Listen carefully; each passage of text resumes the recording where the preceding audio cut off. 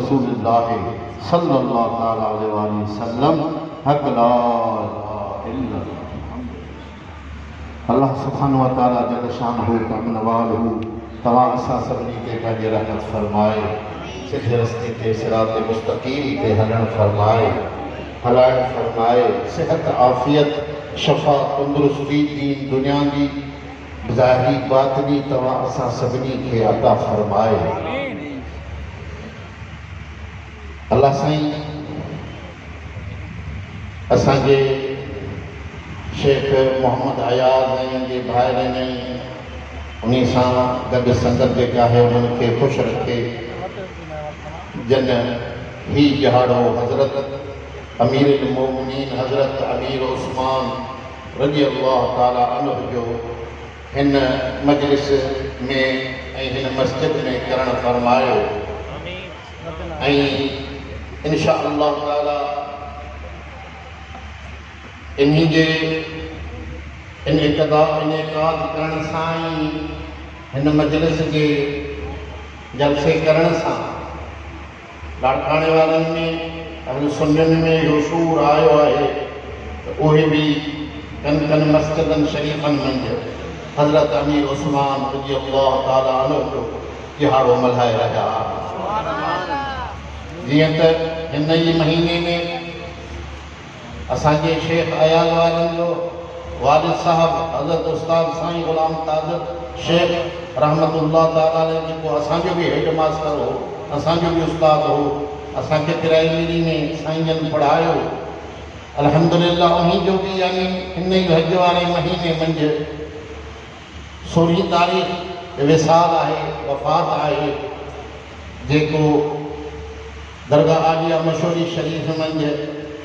हज़रत मुर्शदन करीमन जे कदमन मुबारकन में आराम आहे। सुभान अल्लाह। पंहिंजे वालिद मोहतरम जी उर्स करण जे बदिरां हिन हज़रत अमीर उस्मान रज़ी अल्लाह ताला अन्हु जो जहाड़ो मल्हायो ऐं जेको बि पंहिंजे वालिद जे लाइ कुझु ख़ैरात जे लाइ दाणा कणा हुन गॾु करे रखिया, उहे सभई हज़रत अमीर उस्मान रज़ी अल्लाह ताला अन्हु जे हुज़ूर में ऐं दावत में हिन पेश कया। रब्बुल आलमीन हिन जी इहा कोशिश ऐं कावश खे पंहिंजे बारगाह में मक़बूल ऐं मंज़ूर फरमाए। उन्हनि सोहरनि जे सदके संदन वालिद जा दर्जात बुलंद फरमाए ऐं उन्हनि जे क़ब्र खे नूर सां मुनव्वर फरमाए। सहाबा सां मुहब्बत हे अहले सुन्नत वल जमात जो इहो अक़ीदो आहे, असांजो ईमान आहे त महबूबनि सां जन जानिसारी करे पंहिंजा सिर ॿार बचा आका सल्लल्लाहु अलैहि वसल्लम तऊं क़ुर्बान कयूं। उन्हनि खे उन्हनि जो अदब करणु ऐं उन्हनि सां मुहबत रखणु इहो आशिक़ जो कमु आहे। असहाबा में 4 सहाबा रज़ी अल्लाह ताला अन्हुम जन खे मुत्तफ़िक़ तौर उन्हनि सहाबा कराम ई मंज़ूर ऐं मक़बूल फरमायो ऐं पंहिंजे सिर जो सरताज ऐं सरदार फरमायो, जंहिंमें हज़रत अबू बकर सिद्दीक़ अमीरुल मोमिनीन रज़ी अल्लाह ताला अन्हु ऐं हज़रत अमीर उमर फारूक रज़ी अल्लाह ताला अन्हु ऐं हज़रत अमीर उस्मान गनी रज़ी अल्लाह ताला अन्हु ऐं हज़रत मौला अली रज़ी अल्लाह ताला अन्हु। इहा तरतीब सहाबा कराम जी उन्हनि वक़्तनि खां वठी करे अॼु ॾींहुं ताईं मुरवज ऐं मुस्तनद आहे त अहल सुन्नत वल जमात। असांखे सभई अखियुनि ते मुंहिंजा सुहिणा रब्बुल आलमीन उन्हनि जो अदब ऐं उन्हनि जी मुहबत नसीब फरमाई आहे ऐं इंशा अल्लाह ताला उन्हनि जी अल्लाह सुब्हानहु व तआला जल शान अमन वालो जे तरफ़ां मुक़रर थींदा रब जे ख़लक़ जे तरफ़ ख़लक़ जे अल्लाह साईं मोकिलींदो रहियो उन्हीं जे हिदायत जे लाइ, जंहिंमें हज़रत आदम अलैहिस्सलाम खां वठी नबूवतूं रिसालतूं हलियूं ऐं हज़रत हबीब करीम सल्लल्लाहु अलैहि वसल्लम आखिरी नबी रहमत लिल आलमीन बणजी हिन दुनिया में जो तशरीफ फरमा थिया। ए आका आया त 1,24,000 नबियन जे नबूवत जी तस्दीक फरमाए उन्हनि जे लाइ मोहर बणिया, उन्हनि जे लाइ तस्दीक कंदड़ बणिया। ऐं आका सल्लल्लाहु अलैहि वसल्लम ते नबूवत मुबारक ख़त्म थी। आका सल्लल्लाहु अलैहि वसल्लम खां बाद खिलाफत जो दौर शुरू थियो, जंहिंमें पाण पंहिंजी हयाती मुबारक मंझि हज़रत अबू बकर सिद्दीक़ रज़ी अल्लाह ताला अन्हु खे पंहिंजे पाक मुसल्ले ते बिहारे निमाज़ूं पढ़ाया। इहा खिलाफत हज़रत अमीर उमर रज़ी अल्लाह ताला अन्हु खां थींदी, हज़रत अमीर उस्मान खां थींदी, हज़रत मौला अली रज़ी अल्लाह ताला अन्हु ऐं उन्हीं जे बकरे हज़रत इमाम हुसैन इमाम हसन रज़ी अल्लाह ताला अन्हु ते अची पूरी। जीअं पाण 1,24,000 नबूवत जा मदीने जा साईं तस्दीक कंदड़ बणिया ऐं मोहर बणिया, ईअं खिलाफत जी मोहर ऐं तस्दीक कंदड़ हज़रत मौला अली बणिया रज़ी अल्लाह ताला। ही जहान जो आहे दुनिया हज़रत हबीब करीम सल्लल्लाहु अलैहि वसल्लम खां ऐं उन्हनि जे नूर मुक़द्दस खां शुरू थी आहे। ऐं जॾहिं आख़िरी वक़्तु ईंदो उहो हज़रत इमाम महदी अलैहिस्सलाम ते अची पूरो थींदो। सुभान अल्लाह रब्बुल आलमीन तव्हां असां सभिनी खे शल हक़ जो राह हक़ जे रस्ते ते हलण जी तौफ़ीक़ अता फरमाए। तअस्सुब खां बेअदबी खां अल्लाह साईं जा लखे हम्द शुक्राना आहिनि जो ही अहल सुन्नत वल जमात जी बचल आहे। इन्हनि जे मथां कंहिं बि क़िस्म जो का ॻाल्हि नाहे। ही सभिनी जे अदब करण वारा ऐं सीने कलब खे महबूब जे मुहब्बत सां आबाद करण वारा आहिनि। पंहिंजे अक़ीदे खे मज़बूत रखूं इंशाअल्लाह ताला इंशाअल्लाह ताला साईं जन जे फरमान मुताबिक़ त मुंहिंजो छा वञे हिन हुन सां मुंहिंजी रहजी अचे सजरनि सां। असांजो छा वञे ॿियनि माण्हुनि सां, जीअं भले ॿिया कनि। जेको तरीक़ो जेकी रोशनी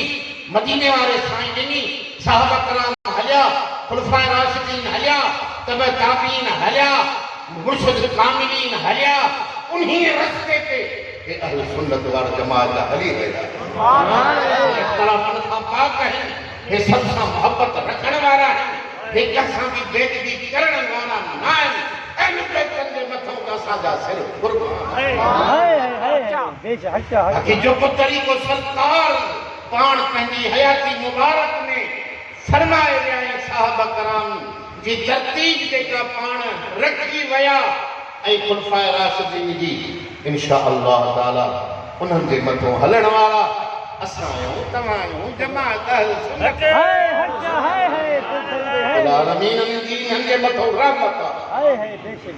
इंशाअल्लाह ताला। इहे हिते बि हिदायत वारा आहिनि, क़ब्र में भी हिदायत वारा थींदा, क़यामत के ॾींहुं भी हिदायत वारो रस्तो सोनो मिलंदो, जंहिंते हे सोना तव्हां हली हली मदीने वारे साईं सां मिलंदा। सरकार तव्हांखे मयार न मिलंदी। हा मुंहिंजा सोना मुर्शिदी चवंदा आहिनि त मयार मोट भलो आहे।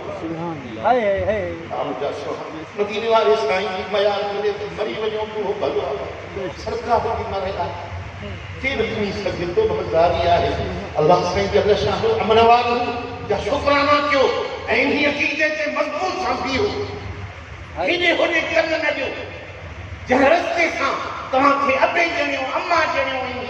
मां मुर्शिद करीम जी दामन पकड़े ऐं उन रस्ते सां हलिया आहियो ऐं हिन सुन्नत जमात में शामिल थिया आहियो। सुन्नत जमात जा शान बणिजी वञो, सुन्नत जमात जा तर्जुमान बणिजी वञो, सुन्नत जमात ते पंहिंजी जान कुर्बान करे छॾियो। हा मुंहिंजा सोना इख़्तिलाफ़नि में असां न पऊं, असां सिधे दग ते आहियूं। इंशाअल्लाह ताला सिरात मुस्तक़ीम ते आहे, इहो रस्तो असांखे मदीने वाले साईं सां मदीना में बुदल पर इंशाअल्लाह ताला हज़रत अमीर उस्मान जो शान बुलंद आहे रुतबा साबरी ऐं सखा जो मालिक पाण करीम सल्लल्लाहु अलैहि वसल्लम साहब कराम जे मजलिस मुबारक में तशरीफ़ फरमा ऐं पाण ख़ैर सां वेठा आहिनि संदन जे पिनी मुबारक तां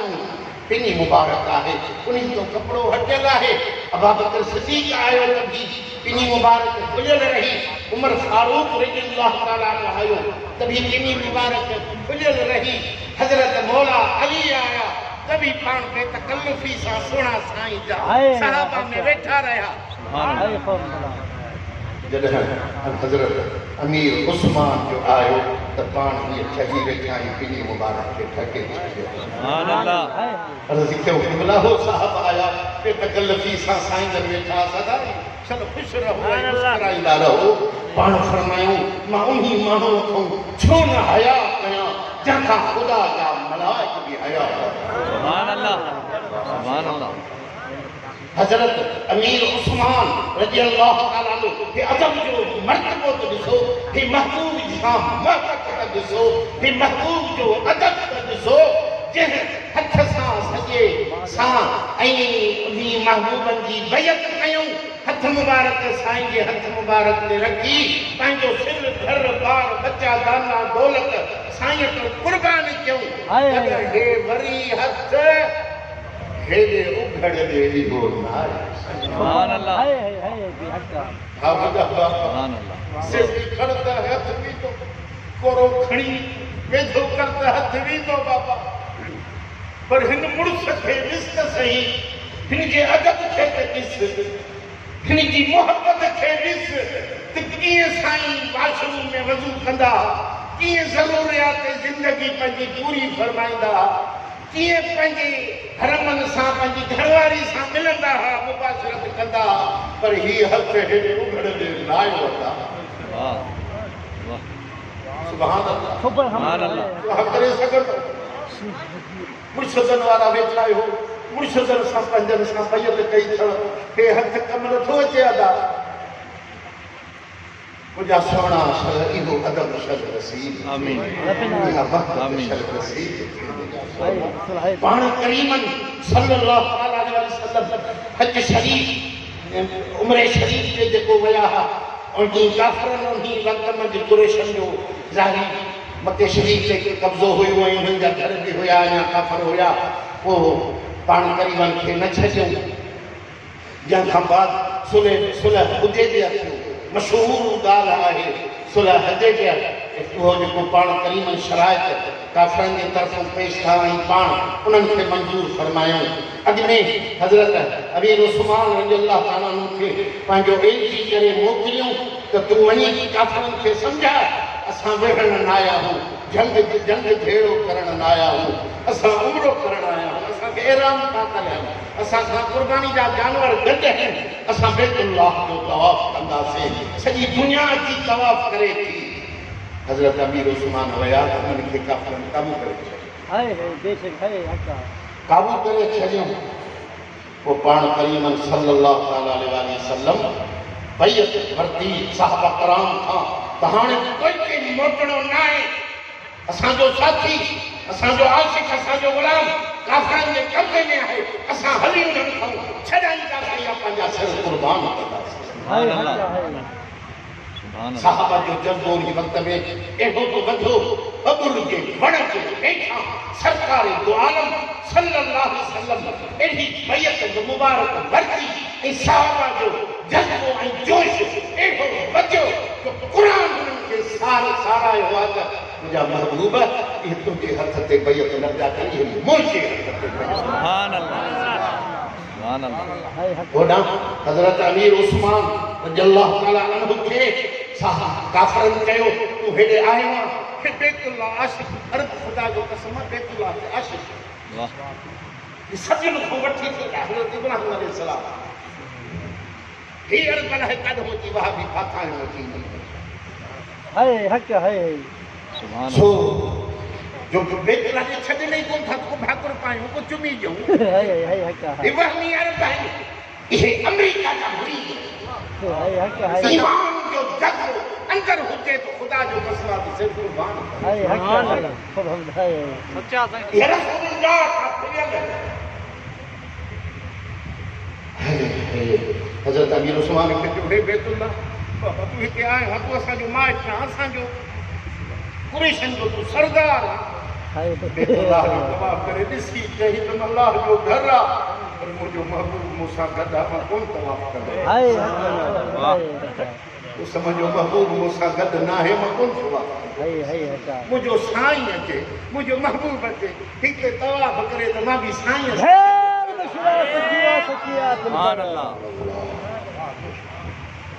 इहो इश्क मोहब्बत मुंहिंजा सभा त मामूली ॻाल्हि न आहे साहबा करीम कराम थियण को चर्चो आहे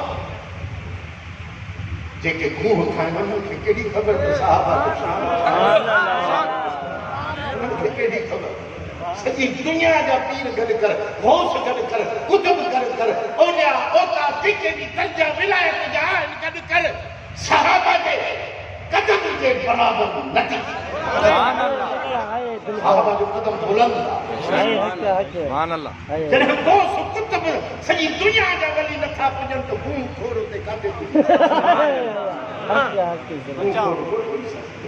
सोच दिल में ज़हन में ॻाल्हि विझ मुंहिंजा सोहरा वो सरकार जो हथ छा थो सम्झे त कंहिंजो हथ पाण हज़रत अमीर उस्मान जो तरफ़ों पंहिंजे हथ मुबारक खे हीअं फरमाए हे उस्मान जो हथ आहे मां बैत सरकार जो हथ अल्लाह जो हथ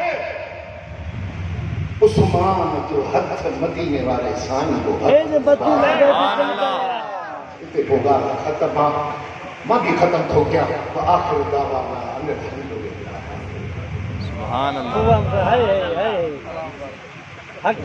है दिल खरी पई है सुभान अल्लाह अल्हम्दुलिल्लाह मोहब्बतन निस्बतन जो सिलसिलो